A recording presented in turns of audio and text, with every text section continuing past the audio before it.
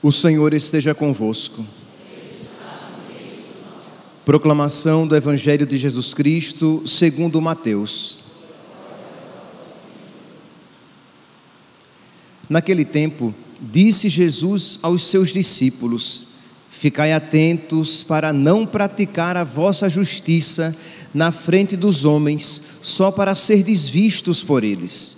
Caso contrário, não recebereis a recompensa do vosso Pai que está nos céus.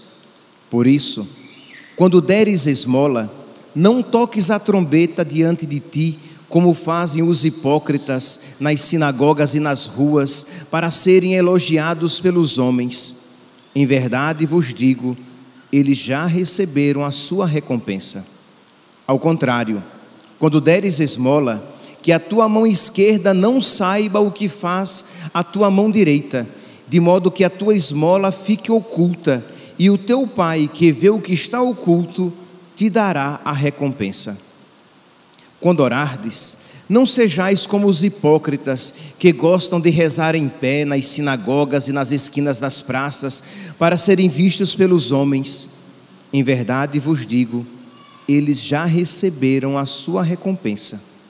Ao contrário, quando tu orares, entra no teu quarto, fecha a porta e reza ao teu Pai que está oculto, e o teu Pai que vê o que está escondido te dará a recompensa. Quando jejuardes, não fiqueis com o rosto triste como os hipócritas. Eles desfiguram o rosto para que os homens vejam que estão jejuando. Em verdade vos digo, eles já receberam a sua recompensa.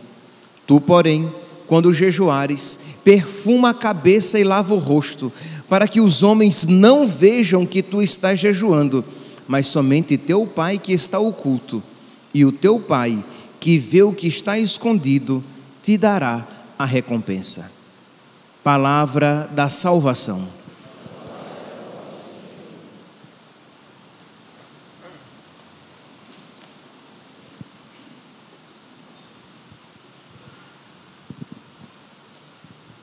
Caríssimos irmãos e irmãs, com esta celebração, nós damos início ao tempo da Quaresma, tempo de um combate espiritual, tempo em que nós iremos usar desses instrumentos que a Igreja nos apresenta, de um modo privilegiado, oração, penitência e caridade, para que atinjamos a finalidade. E qual é a finalidade? A união com Deus. Qual é a finalidade? A cristificação do homem, da mulher, a sua cristificação, isto é, que você se torne ainda mais semelhante a Cristo, para que você tenha mais profundamente os mesmos sentimentos de Cristo no seu coração, para que o homem velho, a mulher velha que existe em cada um, seja aniquilado e Cristo possa ainda mais resplandecer.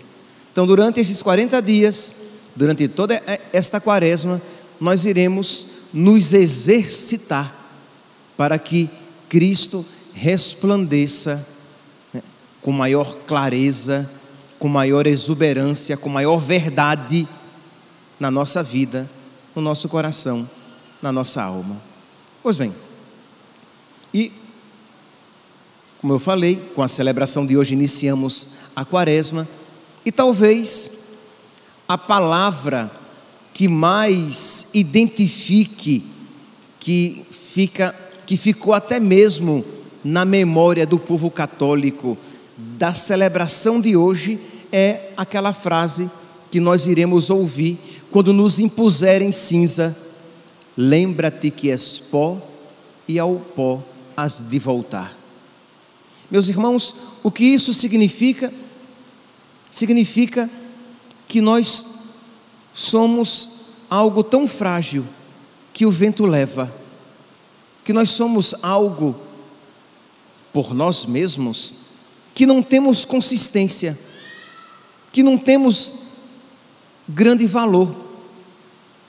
a Sagrada Escritura apresenta esta frase pela primeira vez depois que o homem peca.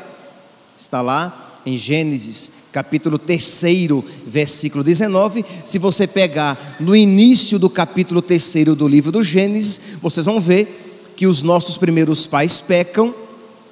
Então, depois de tudo aquilo que Deus apresenta como consequência do pecado, Deus diz: lembra-te que és pó, e ao pó has de retornar, has de voltar. No Salmo 38 ou 39, de acordo com a tradução, no Salmo 38, nos versículos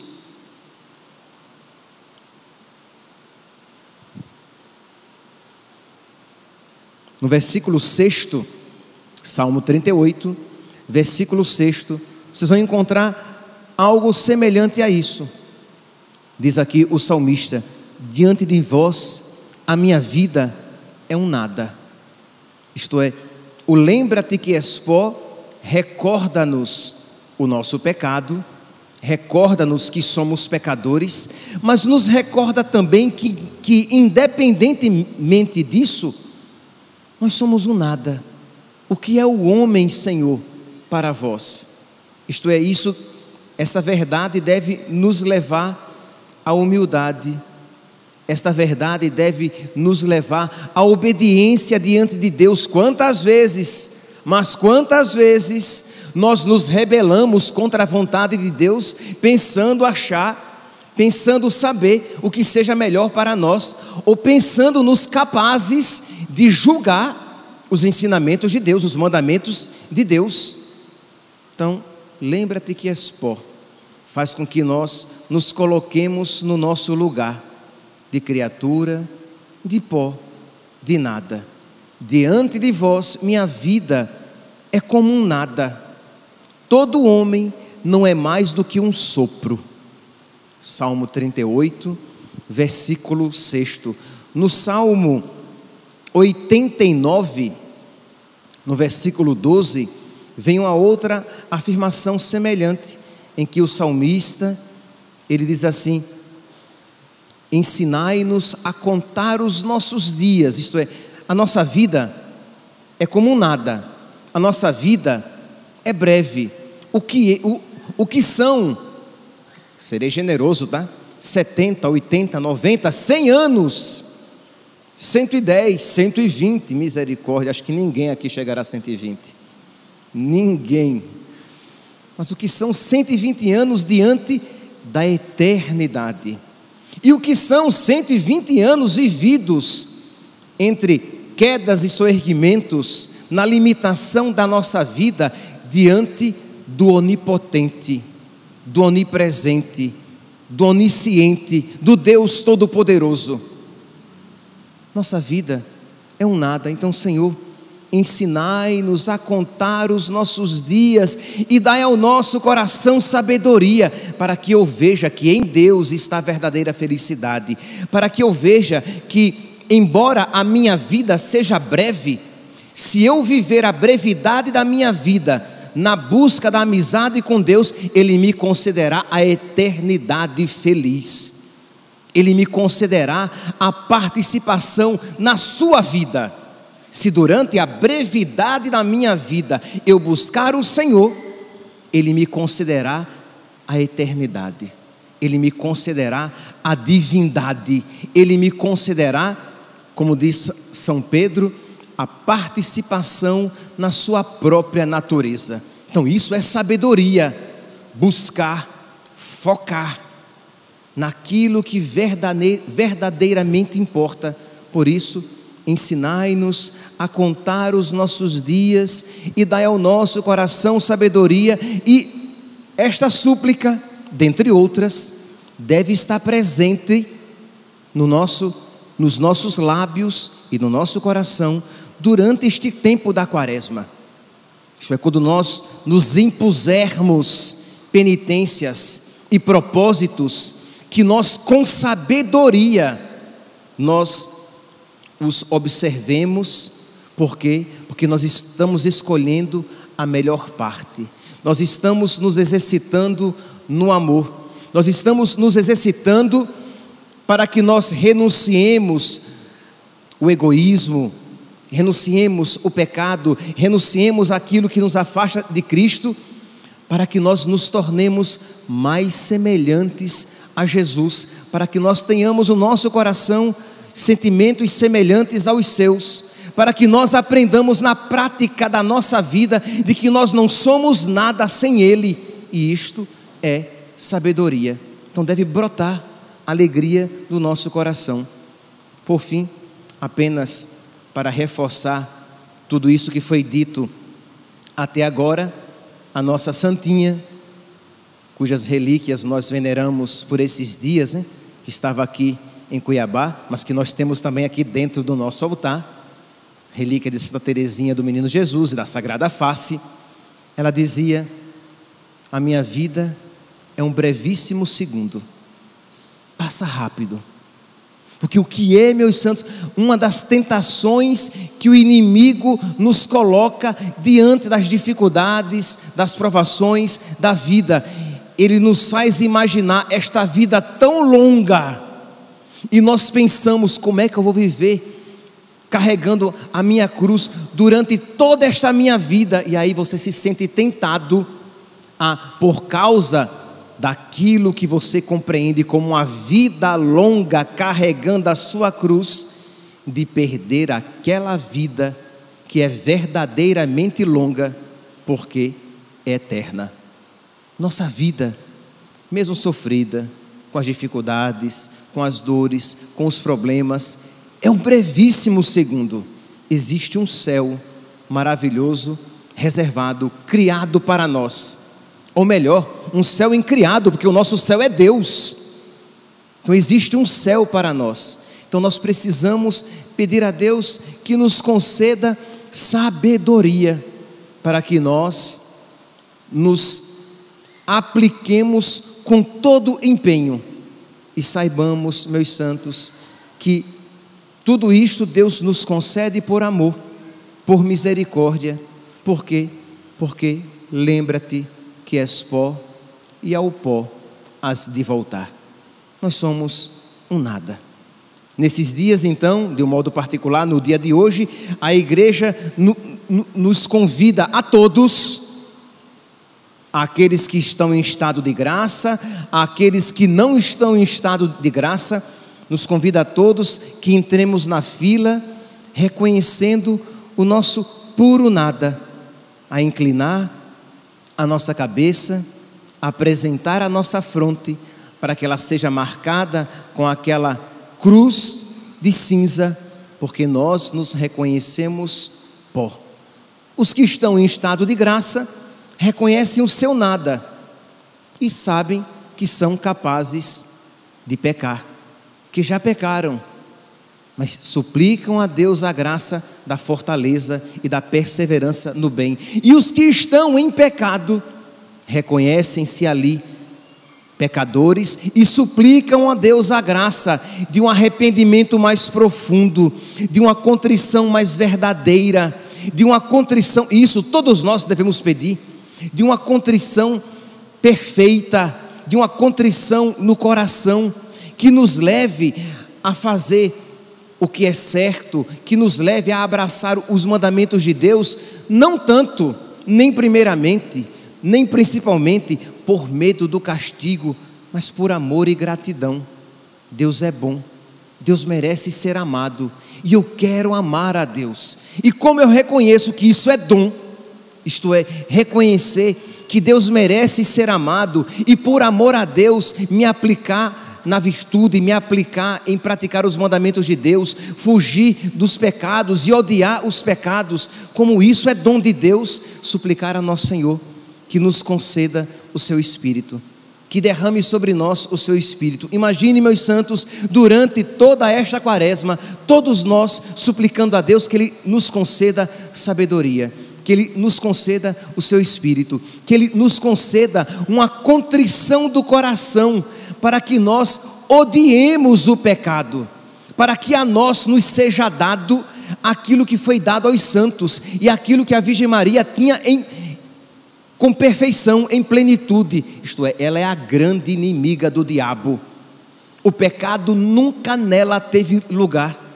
E nós pedimos então que Deus misericordiosamente nos conceda um pouco daquilo que foi tão abundante na nossa Santíssima Mãe, para que nós odiemos o pecado, para que nós amemos a vontade de Deus, mesmo quando ela se nos apresentar difícil, para que nós pratiquemos as nossas penitências quaresmais com alegria, sabendo que são remédio, sabendo que são a lapidação de Deus. Isto é, um artista, ele pega um tronco, uma pedra disforme, e ele vai ali lapidando e tira uma imagem bela daquele tronco disforme, daquele bloco de pedra. Isso fazem as penitências, né, por meio da graça de Deus. Quando nós nos aplicamos a praticar as penitências quaresmais, Deus vai nos lapidando e tirando desse bloco de pedra, desse tronco disforme, uma imagem tão bela, tão bonita, semelhante ao seu Filho. Então vamos lá, meus santos, pedir a Deus que nos conceda esta graça. Então, quando nós entrarmos na fila aqui para receber cinzas, nós entraremos com toda humildade, sabendo que nós somos pecadores e que mesmo que não tenhamos naquele momento pecados, porque estamos em estado de graça, nós precisamos de um coração que ame a Deus com mais afinco, que ame a Deus com mais profundidade e que pratique as obras da nossa religião com mais espiritualidade. Por quê? Porque nós somos tentados a praticar as obras da nossa religião com superficialidade, isto é, de uma maneira meramente externa. Nosso Senhor diz, né, que palavra dura, misericórdia, quando Ele fala assim: este povo me honra com os lábios, mas o seu coração está longe de mim. Imagine Nosso Senhor dizer: este povo não come comida, mas não faz penitência. Isto é, para aqueles que estão jejuando. Tá bom, eles não colocaram comida na boca, mas estão cheios de pecado no coração. Este povo até que faz alguma prática, né, dá esmolas, mas no seu coração cheio de vaidade, querendo ser visto pelos outros. Percebe, meus santos, que a oração, a penitência e a caridade precisam ser vividas e praticadas no nosso coração, na nossa alma. É alguém que faz e que suplica a Deus que vá trabalhando na nossa alma concomitantemente. Isto é, ao mesmo tempo que eu pratico a oração, a penitência e a caridade, eu suplico a Deus que vá trabalhando o meu coração e transformando a minha alma. E tudo isso eu faço no escondimento, não para ser visto pelas pessoas. A primeira leitura de hoje, retirada do livro do profeta Joel, ele diz isso: agora diz o Senhor. E a igreja escolhe este texto para o primeiro dia deste tempo. Voltai-vos, agora diz o Senhor, voltai para mim com todo o vosso coração, com jejuns, lágrimas e gemidos, rasgai o vosso coração e não as vossas vestes, voltai para o Senhor vosso Deus. Os judeus tinham como prática o rasgar as vestes como um sinal de indignação, de penitência, de rompimento com o pecado. Mas Deus diz: rasgai os vossos corações, não tanto os gestos exteriores, mas os gestos interiores, não tanto aquilo que você faz e que os outros podem ver, mas aquilo que você faz para que somente Deus veja. No evangelho de hoje, clássico para este dia, o Senhor vai dizendo, né, quando orardes, quando deres esmola, não toques a trombeta. Isto é, não fazer para ser elogiado, porque senão eu receberei dos elogios, com os elogios, a minha recompensa. Quando orardes, não façais em praça pública.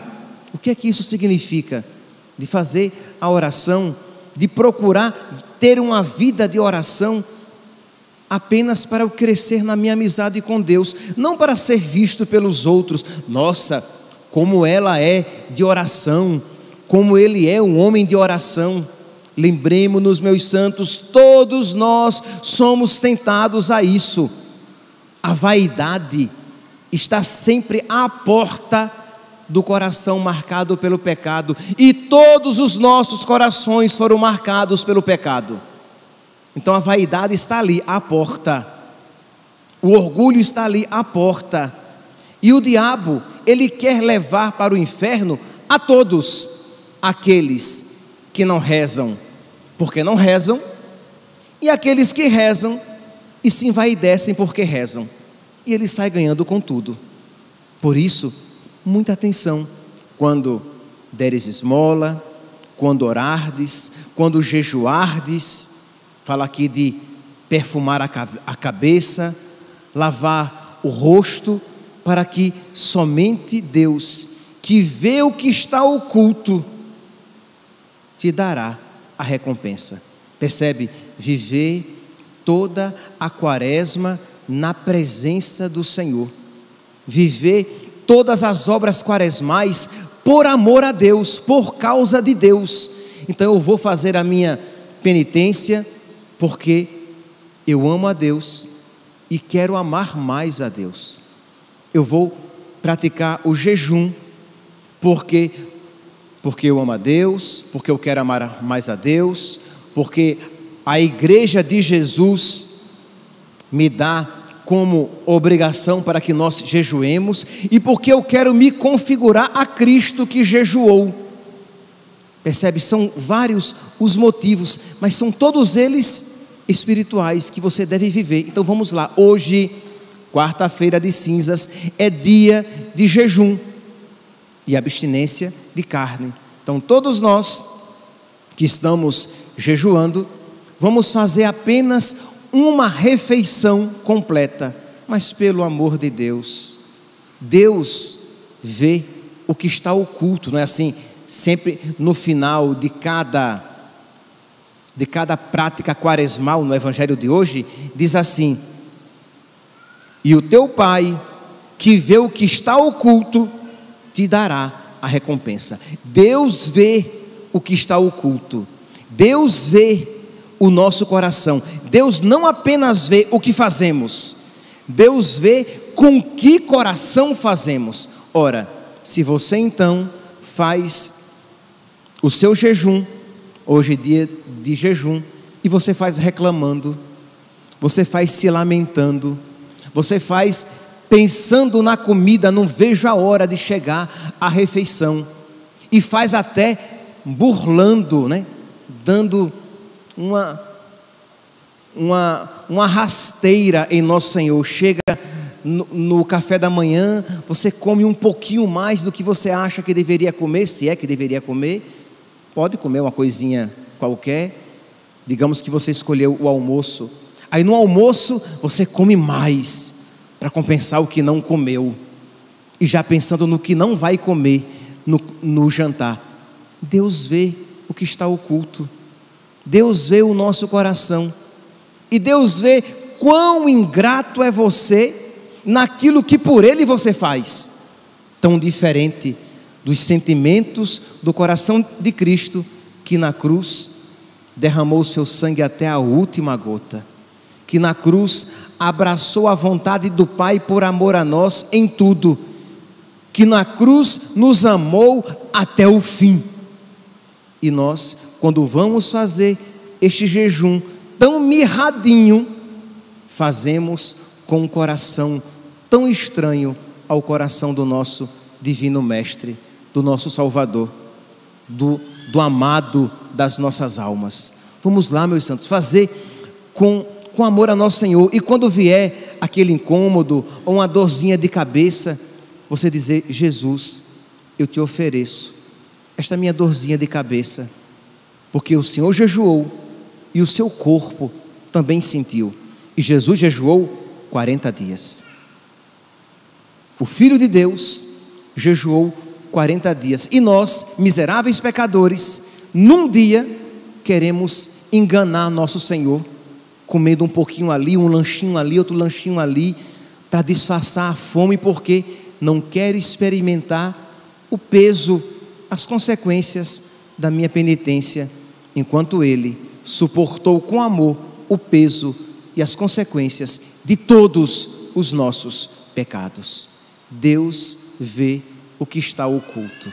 Meus irmãos, que nós hoje então, neste primeiro dia da nossa quaresma, que nós entremos com um coração generoso, para viver o jejum hoje estabelecido, mas também com um coração generoso para viver aqueles propósitos a que nos predispomos, e vivamos bem, e peçamos a Deus perseverança, para que não comecemos e daqui a alguns dias, algumas semanas, já deixemos de lado, ou para que não vivamos durante toda a quaresma reclamando do peso daquele propósito que você se colocou para se unir a nosso Senhor, porque, e com isso termino, a finalidade dos nossos propósitos quaresmais é tão grande, é tão bela, que todo sacrifício vale a pena. Qual é a finalidade dos propósitos quaresmais? Pelo amor de Deus, a finalidade dos propósitos quaresmais não está neles mesmos. Eu falei que eu vou dormir no chão durante toda a quaresma, e o propósito, a finalidade é dormir no chão. Não! A finalidade é oferecer a Jesus o seu sacrifício, é fortalecer a sua alma na penitência, para que ela esteja fortalecida na renúncia do pecado e na busca de Deus. Você colocou como penitência, por exemplo, ler um livro da Sagrada Escritura. E qual é a finalidade deste propósito quaresmal? É simplesmente terminar todos os capítulos daquele livro a que você se propôs ler, de modo que quando você termina, pronto, acabou? Não! O propósito não é, a finalidade não é essa. A finalidade desse propósito é configurar você mais a Cristo, é que você se torne mais semelhante a Cristo, é para que você se torne inimigo do diabo, é para que o pecado se torne cada vez mais estranho ao seu coração. E aquela penitência tem como finalidade isso: você se converter ainda mais, se unir ainda mais, ser movido ainda mais pela caridade. Então a finalidade é tão grande, é tão santa, é tão bela, que todo sacrifício neste mundo vale a pena. Peçamos então, meus irmãos, a graça de viver intensamente este tempo que, como diz São Paulo, e aqui termino, ele diz assim: este é o tempo favorável. No momento favorável eu te ouvi, no dia da salvação eu te socorri. É agora o momento favorável, é agora o dia da salvação. Vivamos, meus santos, com empenho, porque, com toda sinceridade, nós não sabemos se uma outra quaresma nos será oferecida. Louvado seja nosso Senhor Jesus Cristo.